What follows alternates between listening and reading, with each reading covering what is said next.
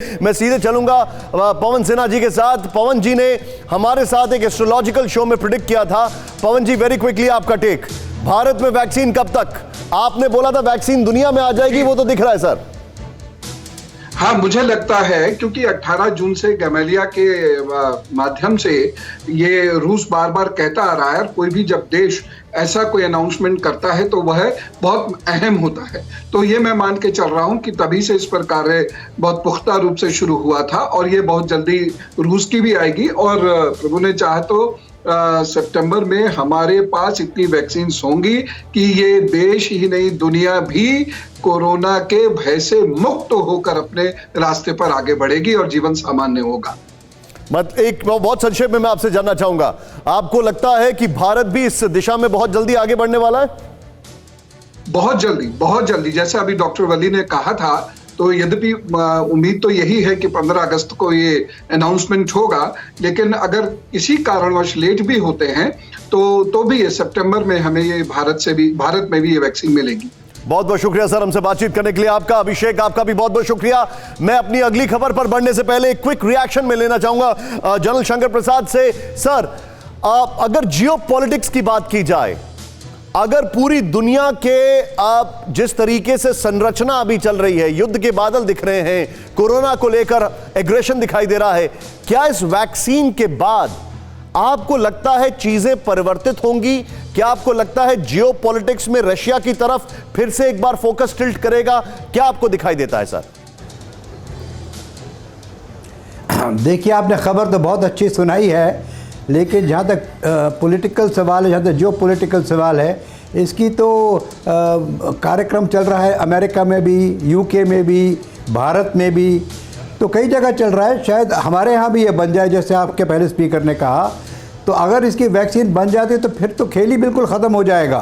फिर तो सबको मालूम चलेगा कि अब हम घबराए बैठेंगे जी, तो अभी परमानेंट सी चीज़ हो गई है, अब अपना लाइफस्टाइल बदलना पड़ेगा, अब ये नए कोरोना में ही रहना पड़ेगा।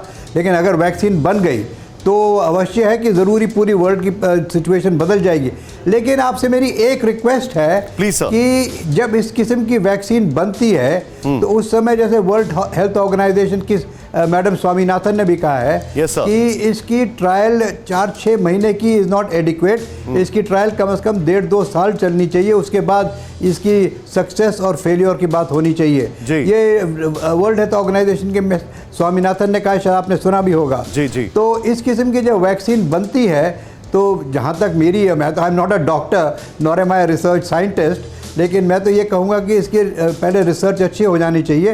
हाँ, ये बड़े अच्छी बात है कि पुतिन साहब की डॉक्टर ने लगाई और उन्होंने इतना साहस दिखाया, और यहाँ हमारे डॉक्टर साहब कह रहे थे कि वो भी सबसे पहले लगाने को तैयार है। ऐसे बहुत लोग होंगे, लेकिन अभी यही मैं तो यही कहूँगा कि बन जाए तो बहुत अच्छा है, जितनी जल्दी बन जाए बहुत अच्छा है, जितनी जल्दी कमर्शलाइज हो जाए बहुत अच्छा है।